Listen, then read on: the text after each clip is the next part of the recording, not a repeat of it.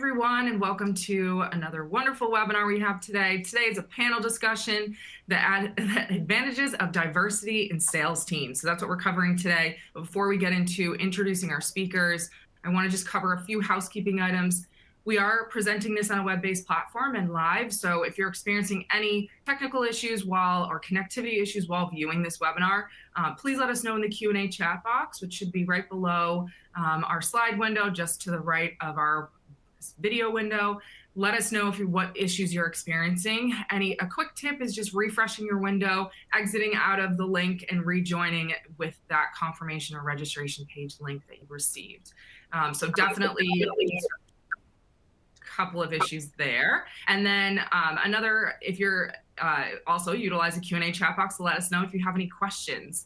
We will be answering questions at the end of the session. Maybe some of the speakers will pick up some questions throughout, but definitely let us know if you have any questions on the topic today. It's almost last. We have resources surfaced up for you. So there's a resource list right below the speakers as well. And then you will receive a recording within 24 to 48 hours after we conclude today. So keep an eye on your inbox for that.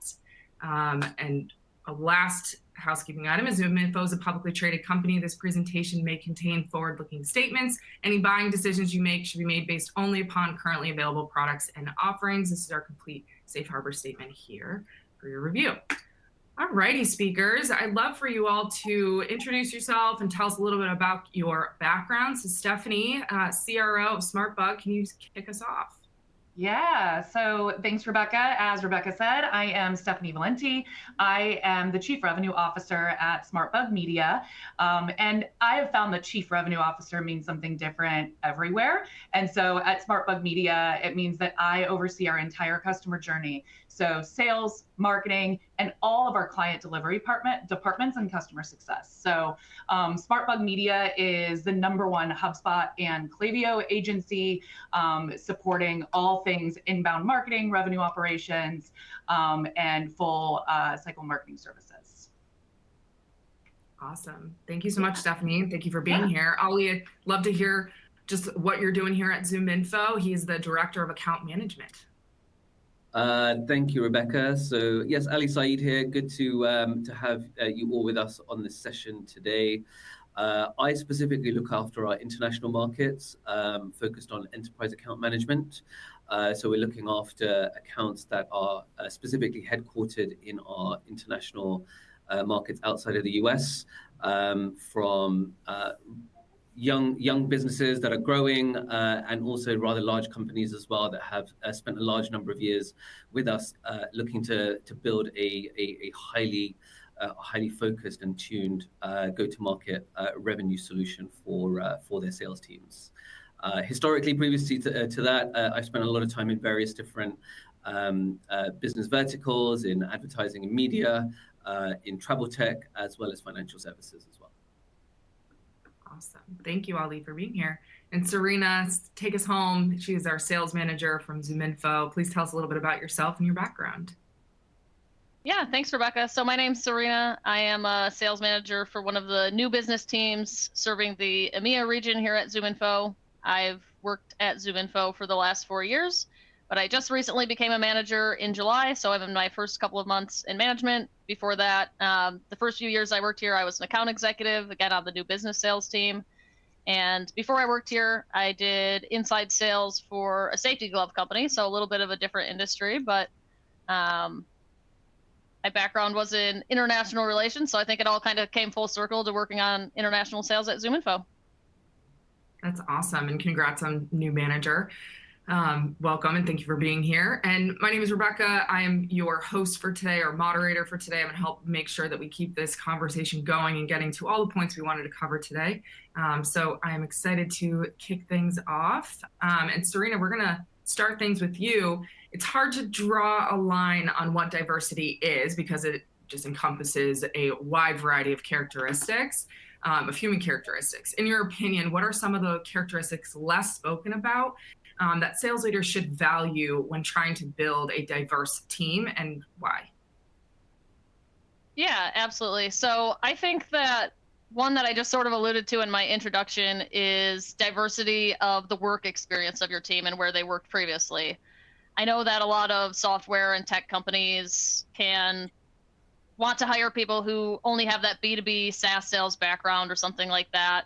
And what I found working at ZoomInfo, you know, with my experience of working in more of an industrial space with selling safety gloves, is that I actually had a lot of transferable skills and experience, even though it was a totally different industry. We had a pretty similar sales motion where we did trials and proof of concepts. You know, we still did discovery calls and negotiation calls. So our sales process was still really similar, and there was a lot to learn from there.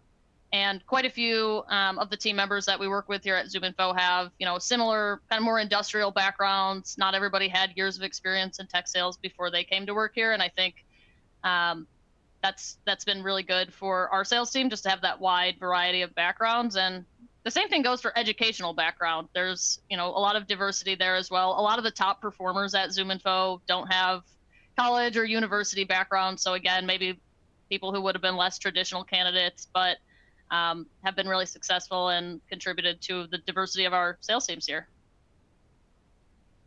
That's awesome. That's awesome. Ali, I'd love to get your take on what are some of those characteristics that you look for when trying to build that diverse sales team. Yeah, I think it really starts, I think, first of all, in having an effective interview structure when you are connecting with people. Because it's very easy to go in and start talking about performance immediately, or looking back at the CV specifically on what's written in black and white. And actually, a lot of the content that you really want to get out and draw out is the experiences that have led to being able to write a specific bullet point on a CV in the first place. And that's the underlying element that I really look to try and uncover. And that might mean you know, someone talks about, you know, some personal impact that they've had in their life that has triggered a certain response, or a certain way that they've acted in some way or another, or how, you know, a negative experience has been turned into a positive one. And all of that soft skill and experience actually comes from the different journeys that people have taken, whether that be from, you know, like a visual representation of like having being from an ethnic minority, or as Serena mentioned, like your social background or your educational background. If you're able to ask the right questions that enable opening up those conversations, then really you're creating the environment for a compelling conversation to happen with people that you're looking to hire into your teams. And generally, when I'm looking to build a team, it's really focused on culture adds and not just culture fits, because you're almost kind of creating a status quo by constantly having like, or looking for the same people. You almost build that, you know, that mentality of having the same type of people on the team, as opposed to trying to add and build to the culture as well. That's awesome. Stephanie, anything here to add? Yeah. You know, it's interesting, and I don't want to go too far in the weeds in this area, but I feel like the Great Resignation forced large organizations to think outside of the typical profile of some of our candidates. And yes, there's been intentionality around, you know, we want to broaden diversity and bring awareness to DEI and B, right? Like that's been a very large initiative throughout organizations for the last, I would say, 5 years, but our hand was forced a little bit, right? And so we started to look outside of background, of education. We started to drop you know, requirements even around like technology, or bring outside like age, right? Like everything was kind of forced a little bit. And I love that, because it's created what you are sitting in now. So, Serena, it wasn't probably something that you would have been like plucked for right when ZoomInfo started, when they were looking for SaaS background, right? But now today, in going deeper and wider, we're bringing in all of these different personalities and backgrounds and diversity that maybe we wouldn't have before. So I think that piece is interesting. I also would say, you know, introversion and extroversion has been a big one for a long time. And we would always say like salespeople, extroverted, high energy, big personalities. And I've seen a huge pivot there, where some of the most successful salespeople I've worked with actually have a much more reserved, introverted personality, that they can be more analytical in their tech sell, right? And get really detail oriented. And how do we harness some of that skill that they have and bring it to the extroverted counterparts? And so I think that's one that's missed too. But that definitely there's a lack of diversity in that side as well. For sure. All right, Stephanie, we're going to stay with you. What are some experiences of sales team diversity that you have had in your career and that contributed to your team's and or business's success? Yeah.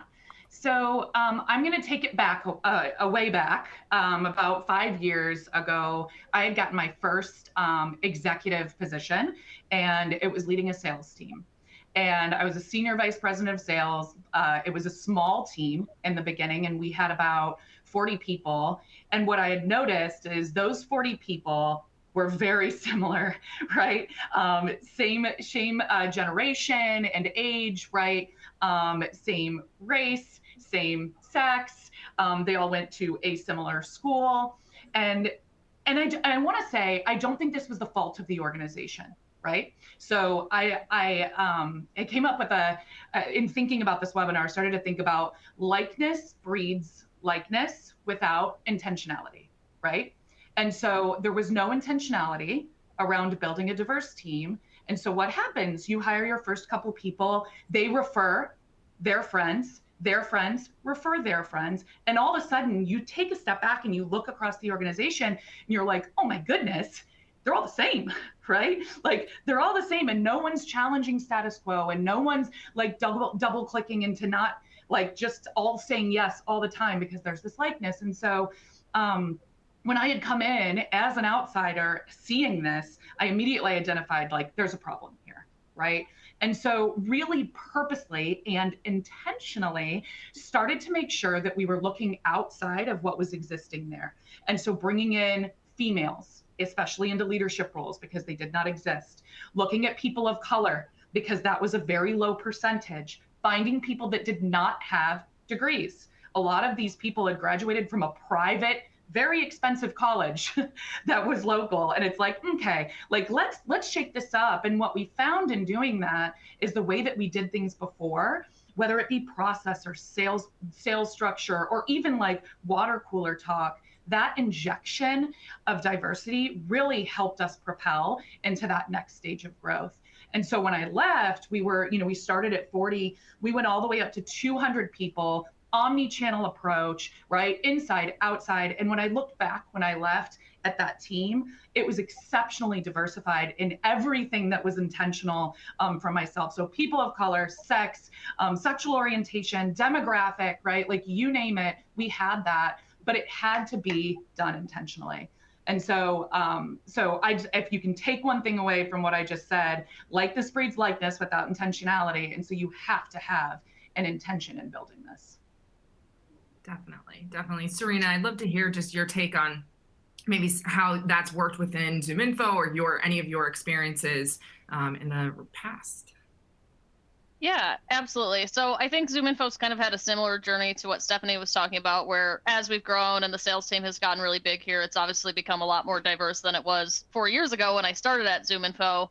And, for me as an individual contributor back then, like I absolutely sought out mentorship and examples from the other women on the sales team, just because it's easier for us to learn from somebody whose style we think we can emulate, somebody who sounds like us and looks like us. And if there is nobody on the team who looks like us, it's going to be harder for other people on the team to be able to ramp and get up to speed quickly. So I've definitely noticed, like, as ZoomInfo has made more of an effort to promote women into leadership, that we've become a more collaborative environment, and I think there's more learning opportunities for everybody because of that. So, yeah, I feel like we've definitely made a lot of progress, especially with our international team. It's been great working on this team. It's definitely one of the most diverse teams at ZoomInfo in terms of backgrounds, and we have people from all different countries of origin that are working together. And what I found being on that team is that they are a lot more likely to share things with each other and celebrate their successes together and talk about what's working more. And I think part of that is because of how diverse the team is, which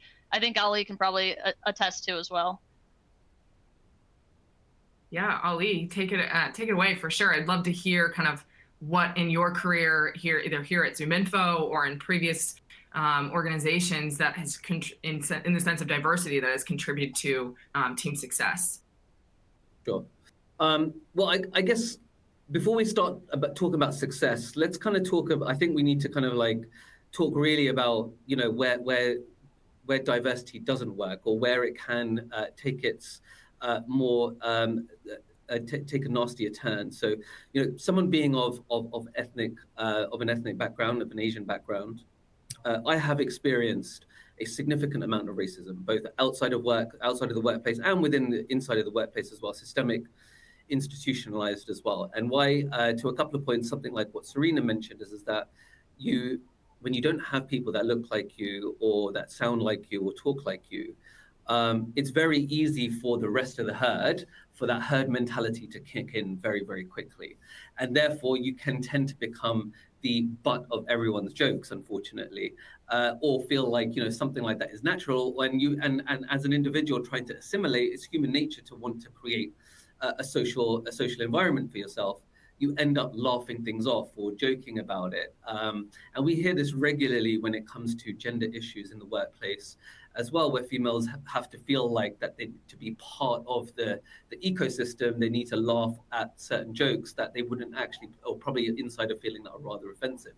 That's how I have felt historically in various different roles. But when I was a lot younger than what I am now, I would not normally say something. I wouldn't be confident enough to say something as you go through that career. So I think one thing to call out is that actually I think there has been a huge sea change when it comes to talking about diversity and inclusion, and actually calling out the exact opposite of it. And I think there's a huge opportunity for the younger generation who are maybe entering into the workforce to be able to have much more of an open view on being able to discuss these things more openly. Secondly, to Stephanie's point, when we talk about the specific action, the intentional action that she took, there's real evidence that is sat behind what diversity actually does to sales teams. And there's two studies that I can add them in the chat later on when I'm not talking. Number one is from 2021, where LinkedIn put together a research piece on trying to understand what diversity does to sales teams. And they actually found that diversity drives opportunity creation in the pipeline. They literally kind of tagged it down to 500 leaders and being able to check the performance within those sales teams. And it was amazing to see that data, that there was like 25 to 26% uplift in just opportunity creation to conversion.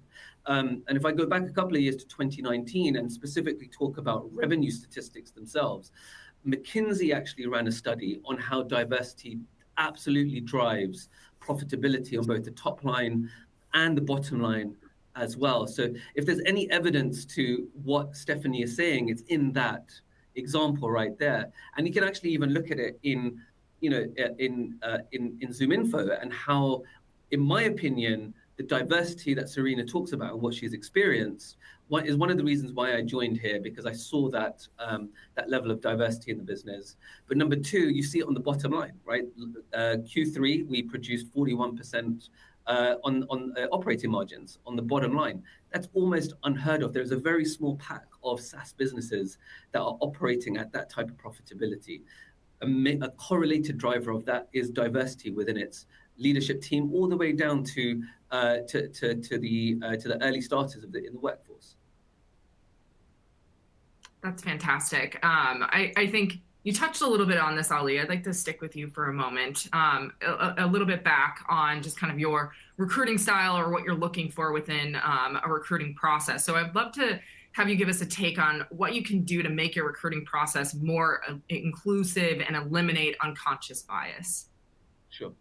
So I think there's a couple of things. First, again, I go back to Stephanie's point about having an intentional thought process. It's very easy to just start throwing out, hey, we need a new salesperson. Hey, we need new it's very easy to start doing that. Actually, if you sit back and understand what your growth drivers are, and where that is, and where you're trying to take the direction you're trying to take your business, is really where it first starts out. Asking the right questions to be able to get the answers that you need from the individuals that you're looking to hire. Secondly, work closely with the recruitment team, as close as you possibly can, almost like a tight-knit unit. This is like sales, finance, and finance working together. This is exactly the same thing, because your workforce are critical to your growth and to your success.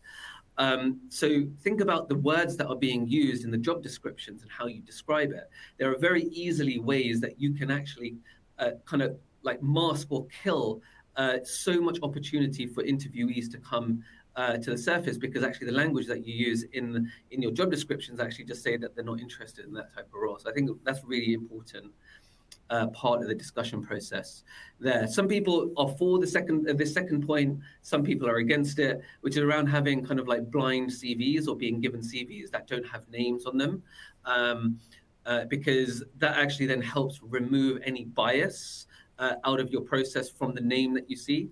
I've tested both. They both work. I mean, but it means that if you've got an intentional process, you may not need to worry about bias. But then the question is that are you doing it to positively bias a certain environment, or the language that's being used on the CV, do you end up tending to, because of your own biases, go more towards male CVs than female CVs without unconsciously realizing it? So it has its pros and cons, but it's definitely worth testing in a standardized environment. The next thing is that when you're interviewing, in my opinion, this is the final thought on me before I pass to share other people's thoughts, is the interview process needs to be standardized. Have a set of questions, almost build like a rubrics. And in that rubrics, you have got a scorecard of, say, 1 to 5, and then what the quality of the response is that you're expecting as a result of that. And then across the panel of interviewers that you are using, build the diversity within the interviewers as well. So that way you've got females on the team, those of ethnic minorities, anyone that has some sort of a conscious way to be able to represent your business. Now, for two reasons. One is that it tells the candidate that actually you are a really diverse business. They're not just going to be speaking to one type of individual. And number two is that you are going to receive a number of diverse responses back, and then your judgment on the individual can then actually have a really healthy discourse when you go to talk about that after the interview has been set up. So I'll pause there. That's awesome. Really great. Different ways. I love the no name on the CV versus having on the CV. I think that's a really interesting way of taking in, because we're working with recruiters and our other partners within the organization, and so a lot of that is you're just kind of getting past those after you've done your initial kind of process breakdown of who you're looking for and whatnot. Really great points there, Ali. I love that. Stephanie, let's shift over to you. I'd love to see what you guys are doing at SmartBug, or maybe in a previous role, just around making your recruiting process more inclusive and eliminate those unconscious bias. Yeah. So back to intentionality. We are very intentional at SmartBug about building a team of diverse minds to be able to support our clients, right? So this almost goes to, we have a variety of different people we're selling to, whether it be industry or different type of company segments. But at those companies and industries, you have different types of people, right? And so we've named all of these different pieces of diversity. They all live in these organizations. So how do you sell to them? You need people that also present themselves with a diverse background, right? Because people do enjoy buying from people that they can connect with. Very similar to what we talked about in mentorship, right? And you want to emulate somebody because they're like you. Same thing with who you're selling to, right? And so if we think about the interview process, a lot of things that Ali said stood true. With what SmartBug is doing, right? I actually love the blind resumes. I heard that once before a long time ago and I completely forgot it, but I love that. Like, even for myself, I think that that's great. If you do have intentionality though, so to the other flip of this, Ali, if I look at my existing team, let's say I'm a sales manager or a client services manager and I have a team of 7, before I hire, I wanna look at that 7 and see where are my gaps. Right? Where are my gaps in sex? Where are my gaps in generational experiences? Where are my gaps in background and industry and people of color, ethnicity, and try to fill that. Now, it's still best person for role. So I don't want to come out and say, even if you're the best person for this role, we would not fill it because you don't fit in this box. I think it's important to say that. But at the same time, if I'm looking at a team and I have all male, all similar background in industry, then I know by injecting someone with a different point of view, a different sex, even different religion, right? We're going to get a new, fresh take and a new idea on something that we're already doing. And so so a lot of the times I'll build out like ideal candidate profiles based on like what we need within that team today. And so not always greater team, but even individual team, like, hey, manager, talk to me about your team. You have all of these different traits today. What are you going to do to spice things up, right? What are you going to do to add some diversity in? And let's make sure we're really looking for that while we're scanning and interviewing. Think about what your team needs, right? So we do that as well. Outside of that, we do keep like our screening process to what Ollie said, like our recruiting and hiring managers are really close. Our screening process really works in a tactful, more like tactical way. So you have like 5 questions you have to ask in screener, and they are very, very simple and very, very like tactical, right? So there's nothing about necessarily experience. It's more like, why do you want this? Like, how many years have you been exposed to HubSpot? Like very basic things that allow a plethora of people to get through, to then go through and have more experiential conversations with our recruiting team. And so I think that's another thing that happens is a lot of people get kicked out, right, really early in the process, because there's a lot of like qualifiers before you even have a conversation. And so we've tried to intentionally remove a lot of things like that. I love that. Serena, I know you're fairly new as a manager here at ZoomInfo, but any experience that you've had either being within a recruiting process or recruiting for a team in the past or here at ZoomInfo, I'd love to just get your take on what you've done to be able to, or any recommendations or suggestions you would give to kind of make it more of an inclusive process. Yeah, sure. Yeah, I did get to interview and select some of the people on the team that I'm working with here at ZoomInfo now. And one thing that my director intentionally does in the interview process for our sales reps is he purposely brings in a diverse set of interviewers. So each of our candidates is getting interviewed by 3 to 4 different people across different teams. And he intentionally seeks out people who he thinks might actually have maybe a different sales style than the person we're interviewing, to see if we think that, you know, this person could be a fit on one of our teams, or could they be an add to one of our teams? Like Stephanie and Ollie have both said, like, we're looking for people who can add new ideas and new perspectives. And by having a few different interviewers from different teams and different backgrounds, that can help us to be able to pick out, you know, who could be an add to the team. And then one other thing that I think could help with this is having a flexible schedule and offering remote work. I think can help companies to recruit from more diverse backgrounds. I know there's been a lot of studies about people's opinions on working from home and all of that, but I saw one from Lucidchart last year that said 62% of women said that a more flexible schedule and the ability to work from home was their biggest motivation to succeed, which was a lot higher than the percentage of men who responded the same to that question, which was only about 50% of them. So I do think offering more flexible options, you know, maybe not requiring like rigid travel schedules from people, that can help you to get people from more backgrounds brought into your team. I love that.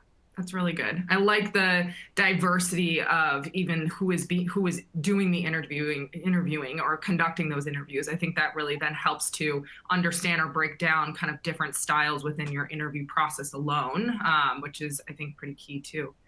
Stephanie, I'd love to shift things. We talked a little bit about, you may have touched a little bit about on, you know, the hiring of diverse, but in making it inclusive within that hiring process. But how, as a leader, are you making the environment that these sellers are now in inclusive, and is that key to building a successful sales team and keeping morale high? How can you create and uphold that inclusivity? Yeah. And so I even bring that to just belonging, right? And building belonging. And so you can hire a diverse team, right? But things aren't going to just naturally work on their own. You have to build that belonging amongst the group. And so one of the things that's really important to me to do out of the gate, whether it's me being new to a team or a team member being new coming in, no matter the level in the organization, and their first day they're meeting with me, whether they're in my direct org or not. And in this experience, yes, we're talking about the background of the company and what I do and doing some get to know you, but I also start asking, like, how do you like to learn, right? How do you speak up for yourself? How do you present feedback? What's a comfortable way for you to do that? Because I'm getting a sense of who that person is and how comfortable they are speaking up. One of the things I noticed is when I was going through that experience, I shared with everybody when I was being very intentional about hiring more diverse background into the greater org, was calling on people if they're comfortable with it, right? So in a one-on-one, I would say, hey, we're gonna have a sales meeting today, and I'd really love you to speak up. Are you comfortable raising your hand? If not, if I call on you, is that going to make you uncomfortable? Are you okay to speak up? Right? Because the last thing you want to do is call on somebody and put them on the spot and they're not ready for it or they're uncomfortable. But in order to build that belonging, they need to have a voice. So how do you make them comfortable in delivering that? And so that's a big piece. And it's also in one-on-one. So a lot of the stuff that I found, especially in internal promotions, and very much around, from my experience, women and then people of color don't necessarily always proactively raise their hand to say what they want, right? And this is something that I've read in studies. I don't have the percentages here today, but you need to ask the questions as a leader. It's our responsibility and our job to make sure that people are able to hit their goals without constantly being that squeaky wheel, right? I think it goes back to even the old stat of women have to hit 90%, right, of the job requirements in order for them to apply, whereas males could hit 50% and still apply. That's a confidence level, right? So if the confident person is always saying, hey, I want a promotion, hey, I want to be coached for that next step, but the person that's less confident because they don't think that they're ready isn't asking, you're perpetuating the same thing over and over again, right? So really making sure that you're asking everyone the same questions. What are your goals? How can I help you get there in a proactive manner is the job of a leader. Definitely. Okay. And Serena, before I toss this to you, I'd like to toss up our poll that we have. So we want to just, while you're chatting, Serena, and giving your take on this part of the topic, we want to just ask the audience a quick poll question. And that is, does your organization have dedicated resources to promote diversity and inclusion in sales teams today? And in the box, it should be right inside the slide window. You'll just hit yes or no, just hitting the circles there, and let us know on that. And then Serena, sorry to cut you short there, but love to just hear some either some examples or how you are planning to, or how you're upholding that inclusivity within your team. Yeah, so I love what Stephanie just said there, because that it's really, for me as an individual contributor, I have noticed a big shift when we've had leaders who specifically call out different people from the team to share what they're doing and share what's working with them, to put in snippets of, you know, their sales calls and moments that have went well. I've really noticed that when leaders go out of their way to choose people to do those things who maybe aren't like the #1 performer on the team every month, that gets everybody way more engaged with the meeting than what, you know, the habit that we can fall into a lot, which is let's always review what the top 2 or 3 performers have done every month. And it's constantly just talking about the same people. But if I don't look or sound like those people, that becomes really monotonous, and it's, you know, it's a little bit demoralizing for me. I want to be able to hear examples from a wide variety of people on the team, even if they aren't the #1 person in sales that month. Maybe they, you know, use a tactic that we were talking about really well. They probably have learning opportunities for us too, but it's really important for leaders to do what Stephanie said and call those people out, ask them if they're willing to share, so we can get a wide variety of opinions and learn from other people. I love that. And Ollie, I'm just going to toss up the results here on what we got back from our poll. So it's really good. I mean, it's not great. I'd love to see that line of yes be, you know, all the way at 100%. But I do think it's good that we're seeing about 65% of the audience is saying yes, that they do have, their organization does dedicate resources to promote diversity. I'd love to hear from you, Ali, just how you are doing that and you know, dedicating diversity within your teams or upholding that inclusivity within your teams. A couple of things. I think actually this result is really interesting. I expected this to be a lot less, to be quite frank. So it's really good to see that the audience have actually got something that is in place there. And I think we touched on this in our debriefing session actually as well, which is around how do smaller companies account for focusing on diversity and inclusion when they just don't maybe necessarily have the headcount or the specific capability to go and do something like this to help them advise and consult on something that can be quite challenging as well, particularly if you are coming from the stereotype that you are trying to move away from, like without it being without not sounding authentic or genuine in its approach, you could potentially kind of like end up hitting the exact opposite of what you're trying to achieve. So it's a really interesting way to kind of start thinking about an opportunity for enablement and education around diversity and inclusion, and being able to spend time with third-party consultants that might be able to do it. There are a lot of third-party consultants out there that can help small businesses to be able to drive something like this. So I think that's really, really important to point out that this is not just solely the responsibility of large organizations. Small to medium-sized businesses can absolutely get involved in thinking about diversity and inclusion in their teams as well. And I think, when it comes to creating an environment or an atmosphere around bringing in diversity and inclusion into your teams, one for me, I feel like, whilst it's not the only answer, I feel like it is something that I have been quite thoughtful about or intentional about, particularly when it comes to women and the balance of women in my team as well. If you are going to do that, you really have to be careful about how intentional your approach is. Because let me give you an example. When I joined a team in a previous role, it was all men, all male team. And I had made the intentional thought to actually say, well, look, we need to change the scope of what this actually looks like. And then we start hiring women. I was able to hire one female into that team for the time being in that short period of time.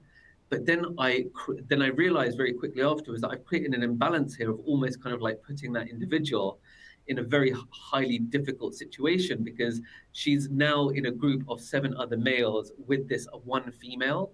That might also create an uncomfortable environment. So how do you create a belonging situation in there without necessarily being able to add additional headcount straight away? Like, I mean, headcount's not free, especially in this time now with people facing so much financial constraints as a result of the economy. So you really need to think about how you are going to execute this really specifically and be intentional about it. If you're going to hire people from ethnic backgrounds, from maybe they might even be like an unseen diverse or inclusive background, or maybe having some sort of disability that they may display. How are you going to ensure that they kind of come together? And actually, that's a question that the organization need to ask themselves. That you need to have a set of principles that really everyone needs to sign up to, a set of values that everyone agrees to as part of their employment contract. In my mind, it should be part of that, intentional of that, that it's called out from day one, so that everyone is very clear that when you are starting to building a team that is diverse, that people are very aware that the whole business is on board with this change.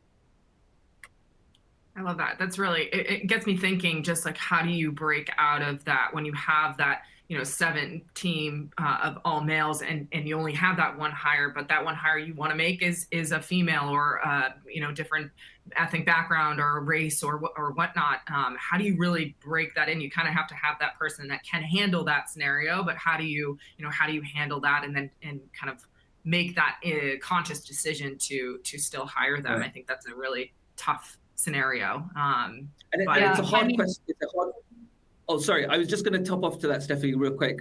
It's not an easy answer. Like, let's be clear. Like, there's no one saying that there is a very clear answer. It's difficult, but as long as you are intentional and thoughtful and authentic in your approach, and you're bringing the person that you're bringing along with you, and this is a learning for me. I should have done this actually with the person that I hired into the team. I really should have asked her as well, that how can I help create diversity for you? What's going to make you feel comfortable, as opposed to making the assumption on my end to be able to say this might help, this might not. So that's a learning for me, and you have to learn from your mistakes when it comes to situations like this as well. Yeah. Definitely. And I was just going to say, like, being upfront and transparent about it, and actually, as the leader, sharing that you have identified that this may be something that is uncomfortable is huge. Most people are really uncomfortable to even state that as a fact. And so being able in your one-on-one to say, hey, I understand that you're the only female out of 7, talk to me about how you're feeling about that. How can I support you? Like, I think that alone is huge, right? Because most people won't even bring it up. Yeah. And I'd like to stay within this topic, because we be conscious of time. We've got a lot of questions coming in from the audience as well, and keep those coming. And we'll take some time for that at the end. But I'd like to maybe shift over, just skip a couple questions here. And Stephanie, we can stay on you. What are your recommendations for women to succeed in sales teams, especially in environments which, like we mentioned, tend to be a heavier weighing or more traditional sales dominated team? Yeah, so mentorship is key across the board, and it doesn't have to be in your organization. It could even be outside, right? But really understanding how you can take different approaches than what maybe you're seeing and hearing around you has always supported me, right? I came into my very first sales role, or even go before that, I did car sales. Right. So it didn't last long. I'll be transparent about that. But I was in my early 20s and I walked in, and I was the only female and the only person in my early 20s. So you can imagine the pressure and feeling that I got in that situation. But I didn't last long because I didn't have a mentor or anyone that I could confide in or have a conversation. Whereas in my next role, there were other women in the organization and in sales roles, just not on my team. Right. And so proactively, because it's not always someone else's responsibility to make me feel comfortable, it's also my own responsibility. And so proactively reaching out and asking for mentorship, asking for help is one thing. The other thing is, I'll say, I've learned a ton from my male counterparts and really enjoyed absorbing knowledge from them and putting it into my own flow, right? So I think it's important to also say that yes, a female will add a different level of diversity to the team, but it doesn't mean that everyone that's there is doing the wrong thing, right? Or something completely different than what you should be doing. So I think that's important to talk about too. But mentorship, and take that stuff into your own hands. You can't expect everyone to do everything for you, right? Awesome. Serena, any points there that you'd like to make as a female in the sales world? Yeah, sure. So seeking out role models and mentors, whether it's men, women, people who look like you or don't. I think having champions that can advocate for you within your organization is really important. Obviously, we have to advocate for ourselves too, but we need to speak up to our leaders about what we need, what we want. We want to be in a management position. You need to have advocates at your company who will help you achieve those goals, because we can't do it all on our own. And then, from a company perspective, I think one thing that has been really great at ZoomInfo is we have a lot of employee resource groups for women, for people of color, for military and military families, for caregivers. So there's kind of some small pockets within our big organization where we can reach out and make connections within those different diverse groups. And that, I think, has really fostered a good culture here. And even with the sales team, I think when leaders allow for some flexibility in the way we do things and our sales process, that can also help diverse groups to be more successful if they know that, they don't have to do everything exactly one specific way. Obviously, we need to follow a process, but giving people some flexibility to work within, their learning style or what feels most comfortable for them can help us all be more successful too. That's awesome. And Ollie, I'd like to be inclusive and, see what you have in your take on being a male, as well as being in a different ethnic background and race. What are recommendations do you have in that realm to succeed within a sales team or even in a leadership role? Yeah. So I don't think it's really anything different to what Stephanie and Serena have mentioned here. I think one thing to maybe kind of like slightly expand on a couple of points for thoughts and provocation on this point is around mentorship. I think when it comes to mentorship, I don't think there's going to be one mentor for everything in your career.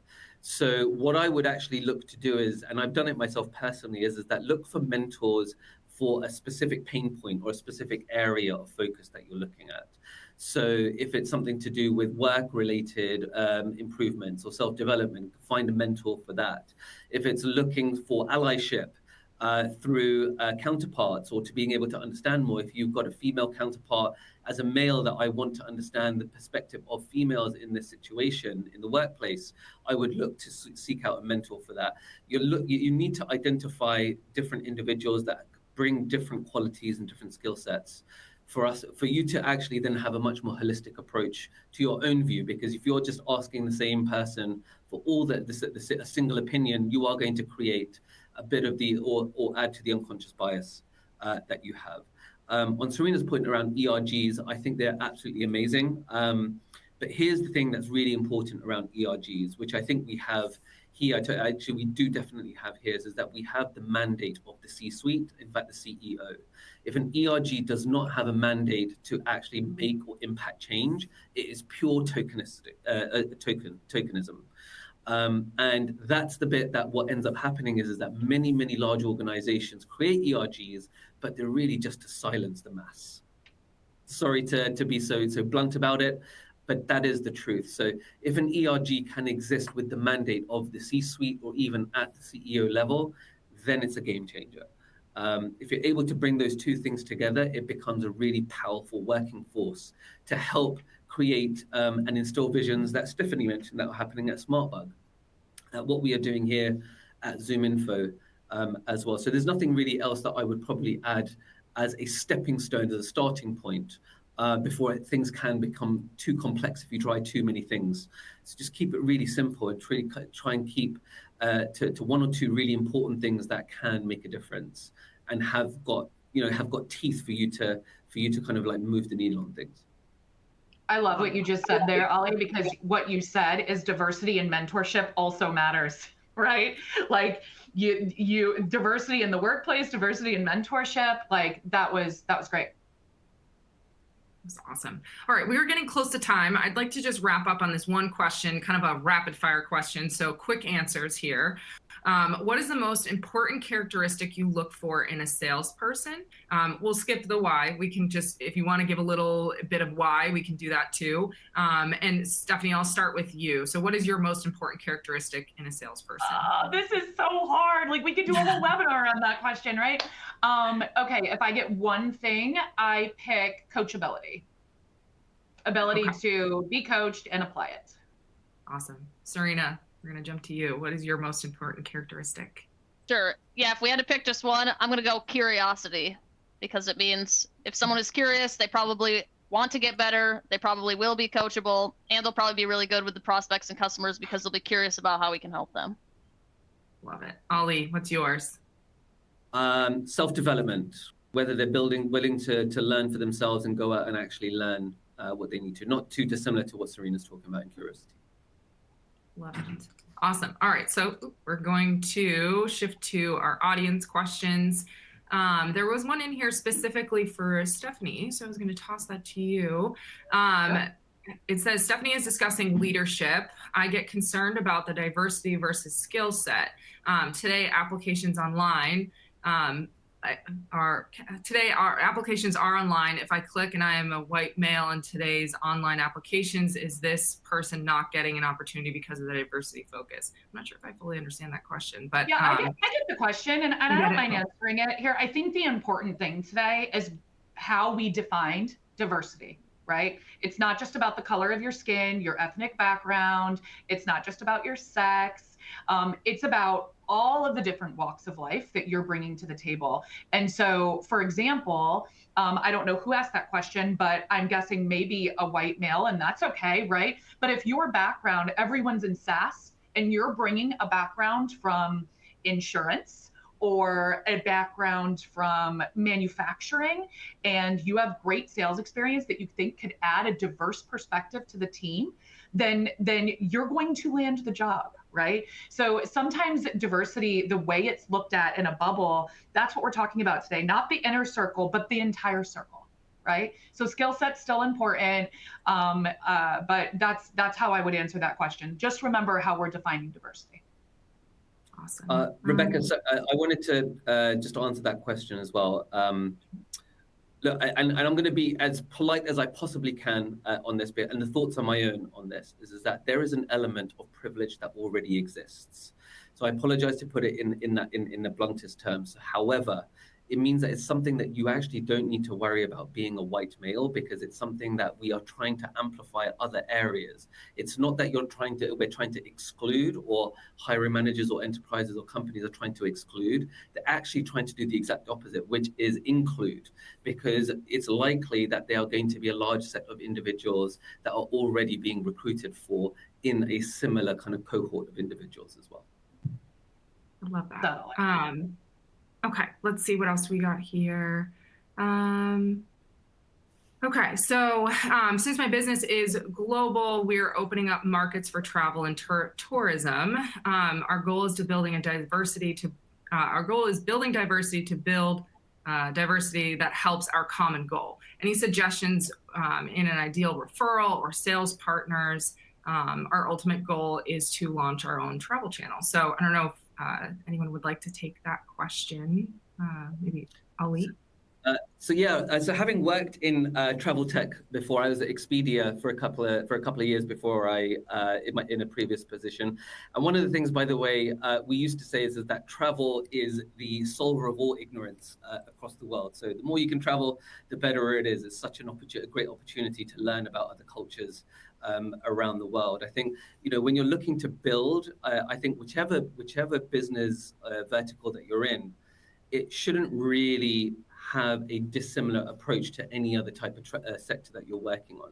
It really is a lot of the things that Stephanie, Serena, and I have spoken about over the last 50 odd minutes or so, is about trying to understand what's important for your business. Because diversity for you will mean different things to someone else, to another enterprise or another company that is looking at how to build diversity. So really kind of set out with goals and the visions of what you're trying to achieve. That then you can narrow those back down to a set of specific things that you're looking for, which will ultimately help you open up the doors to having new people, new candidates come through interested in the positions that you're looking to hire for. That's awesome. All right, well, I think we kind of answered a lot of the same questions. There was a lot of good questions in here all around the same and similar topics that we've answered. So I really appreciate you all, audience members, submitting those questions. And if there are any other questions, feel free to connect with our speakers on LinkedIn. Their LinkedIn profiles should be assigned or attached to their speaker profile in the audience console. So feel free to reach out to any of us and let us know if any of those further questions you have. I'd love to just wrap on this, and I think this was a really great conversation. Thank you all for joining us. Thank you, Stephanie, Ali, and Serena. Really appreciate all of your takes on this entire topic. I know it's a really tough topic to get into. I think it's worth us talking about and bringing up as many times as we possibly can, and just bringing as much awareness to this as possible. So I appreciate all of your time. And again, audience members, thank you so much for joining us. You will receive the recording within 24 to 48 hours after we conclude today. So keep an eye on your inbox, and we'll add some additional resources in there, as well as some of these stats that these speakers have brought up. I'd love to add those in there as well. But definitely, please come back and join us again. We have a lot of webinars that are constantly happening. So check out the Resource Center on the ZoomInfo website. It's a good place to check all that out, and some on-demands as well. We've done some different topics around this topic, or different sessions around this topic as well. So I really appreciate everyone's time, and have a great rest of your day.